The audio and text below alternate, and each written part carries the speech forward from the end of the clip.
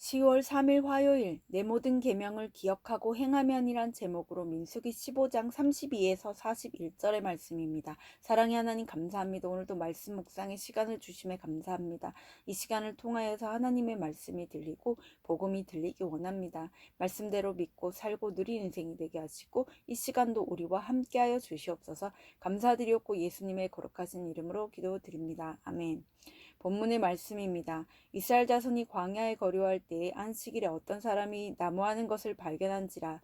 그 나무하는 자를 발견한 자들이 그를 모세와 아론과 온 회중 앞으로 끌어왔으나 어떻게 처치할는지 지시하심을 받지 못한 고로 가두었더니 여호와께서 모세에게 이르시되 그 사람을 반드시 죽일지니 온 회중이 진영 밖에서 돌로 그를 칠지니라. 온 회중이 곧 그를 진영 밖으로 끌어내고 돌로 그를 쳐 죽여서 여호와께서 모세에게 명령하신 대로 하니라. 여호와께서 모세에게 말씀하여 이르시되 이스라엘 자손에게 명령하여 대대로 그들의 옷단 귀에 술을 만들고 청색끈을 그 귀의 술에 더하라. 이 술은 너희가 보고 여호와의 모든 계명을 기억하여 준행하고 너희를 방종하게 하는 자신의 마음과 눈의 욕심을 따라 음행하지 않게 하기 위함이라. 그리하여 너희가 내 모든 계명을 기억하고 행하면 너희 하나님 앞에 거룩하리라. 나는 여호와 너희 하나님이라. 나는 너희 하나님이 되려고 너희를 애굽 땅에서 인도해 내었느니라. 나는 여호와 너희의 하나님이니라. 아멘. 도움말입니다. 거류하다는 일시적으로 머물러 살다 라는 뜻으로 혈족이 아닌 사람들 사이에 임시로 사는 것을 의미합니다. 진영은 군사가 떼지어 모여 있는 일정한 구역을 말합니다. 옷단은 옷자락 끝에 가장자리를 안으로 접어 붙이거나 감친 부분입니다. 술은 문자적으로 꽃, 빛나는 장식이란 뜻으로 히브리인들이 겉옷자락 끝에 장식으로 매다는 여러 가닥의 청색 실타래로 이는 하나님의 계명을 삶의 모든 영역에서 순종하며 마음 깊이 새겨 명심하여 산다는 상징적 의미를 담고 있습니다. 본문 요약입니다. 모세와 아론과 온 회중은 안식일에 나무하는 자를 잡아 가두고 하나님의 지시를 기다립니다. 하나님이 그를 진영 밖에서 돌로 쳐 죽이라고 하시자 온 회중이 그 명령을 따릅니다. 그리고 하나님은 백성의 옷단 귀에 술을 만들게 하고 청색끈을 그 귀에 술에 더하게 하십니다. 오늘의 중보기도입니다. 직장인과 주부들이 때마다 교회 공동체에 물으며 윗 질서의 지시를 잘 기다리게 하옵소서. 아멘. 본문 해설입니다. 첫 번째, 지시하심을 기다림 32에서 34절의 내용입니다. 모세와 백성은 안식일을 범하는 자는 백성 중에서 끊어질 것을 이미 알고 있었습니다. 그럼에도 그들이 안식일에 나무하는 사람을 가둔 것은 하나님의 분명한 지시를 받기 위함입니다. 이는 모세가 얼마나 철저히 하나님의 말씀에 따라 행하려 했는지를 보여줍니다. 이처럼 우리도 어떤 결정을 하기 전에 하나님의 지시를 기다려야 합니다. 인간은 바르게 판단할 지혜가 없기에 말씀 공동체 안에서 지혜를 구하며 항상 묻고 가야 합니다. 적용 질문입니다. 나는 어려운 일을 만날 때 누구에게 조언을 구합니까? 공동체에 잘 묻습니까? 아니면 내 생각대로 결정합니까? 두 번째, 반드시 죽일지니 35에서 36절의 내용입니다. 혹자는 안식일에 나무를 했다는 이유로 당사자를 죽이는 것이 너무 가혹하다고 생각할 수도 있습니다. 하지만 하나님이 가혹한 형벌로 안식일을 범한 자를 다스리신 것은 안식일 준수가 신앙의 기본이기 때문입니다.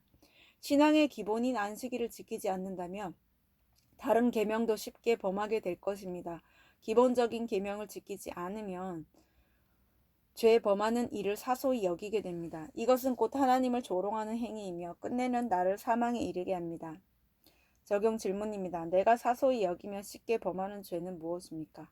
하나님이 명령하신 대로 돌로 쳐낸 죄가 있습니까?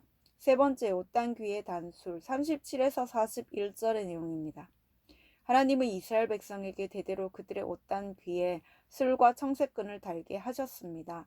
이것은 하나님을 향한 신앙 고백이자 이스라엘 백성이 하나님께 속한 자로 이방인과 구별됨을 드러내는 표식이었습니다. 또한 그들이 이 표식을 볼 때마다 하나님의 말씀을 기억하고 지키게 하기 위함이었습니다. 우리의 생각과 행동은 내가 바라보는 곳을 향하여 따라가게 마련입니다. 성도가 날마다 바라볼 곳은 나의 하나님이 되겠다고 약속하신 하나님의 말씀입니다. 적용 질문입니다. 나는 날마다 무엇을 바라봅니까? 세상의 좋은 것들입니까? 옷단 귀에 단 술처럼 말씀을 기억하여 준하게 하는 성경책입니까? 오늘 기도하기는 안식일 지키는 것을 사소하게 생각하여 안식일에 남호하던 자가 바로 저임을 깨닫고 회개합니다. 불쌍히 여겨주시고 때마다 하나님께 묻고 어떻게 할지 지시하심을 받으며 가게 하옵소서. 날마다 말씀을 바라봄으로 주의 모든 계명을 기억하고 행할 수 있게 하옵소서. 아멘. 묵상 간증입니다. 구원의 뒤처리 전담반이란 제목으로 박성원님의 말씀 적용글입니다. 불신 가정에서 자라난 저는 믿지 않는 남편과 결혼했습니다. 그리고 우리 둘의 능력으로 행복하게 잘 살 거라 믿었습니다. 하지만 남편의 주식과 경마로 많은 물질을 잃게 되는 사건 앞에서 저는 제 힘으로 할 수 있는 일이 아무것도 없었습니다. 갈수록 심해지는 경제적 가뭄으로 지쳐 있을 때 저는 믿음의 공동체로 인도되었습니다. 그러나 믿음의 뿌리가 약했기에 오랜 시간 나아지지 않는 환경을 바라보며 두려움에 빠졌습니다. 오늘 말씀에서 안식일에 남아하는 어떤 사람처럼 저도 하나님의 계명을 어기면 안 되는 줄 알면서도 광야 생활에 대한 불안으로 여분의 나무를 쟁여놓고자 했습니다. 그래서 하나님보다 물질을 더 위에 놓고 제 마음과 눈의 욕심을 따라 세상과 음행했습니다. 또한 실직으로 마음이 힘든 남편의 사정을 헤아리기보다 저의 불안과 두려움으로 앞으로 먹고 살 것에 대한 준비는 해놓았느냐며 남편을 다그쳤습니다. 그러다 몇 년 후 남편은 사업을 시작했습니다. 그런데 사업상 예기치 못한 일들이 발생하여 감옥에 수감되었습니다. 남편의 형이 확정되는 순간 저는 머릿속이 하얘지면서 앞으로 다가올 일들에 눌려 숨을 쉬기가 어려웠습니다. 오늘 말씀처럼 마치 진영 밖으로 끌어내어져 돌로 맞는 것과 같았습니다. 그러나 그곳에서 남편은 이제껏 말씀과 예배를 가볍게 여기며 가족을 힘들게 한 죄를 회개했고 저 또한 물질을 내려놓지 못한 죄를 회개하게 되었습니다. 현재 저는 감옥에 있는 남편을 대신해 골치 아픈 업무들을 처리하며 힘든 시간을 보내고 있습니다. 하지만 저를 하나님 앞에 거룩하게 세우시려고 이 시간을 허락하신 것을 알기에 감사한 마음으로 감당하고 있습니다. 나는 너희의 하나님이 되려고 너희를 애굽 땅에서 인도한 여호와 너희의 하나님이니라는 말씀을 늘 기억하며 날마다 주시는 계명을 준행하며 살겠습니다.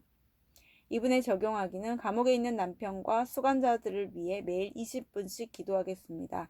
교회 소그룹 모임에서 매주 저의 간증을 고백하며 수치와 죄를 나누겠습니다. 입니다.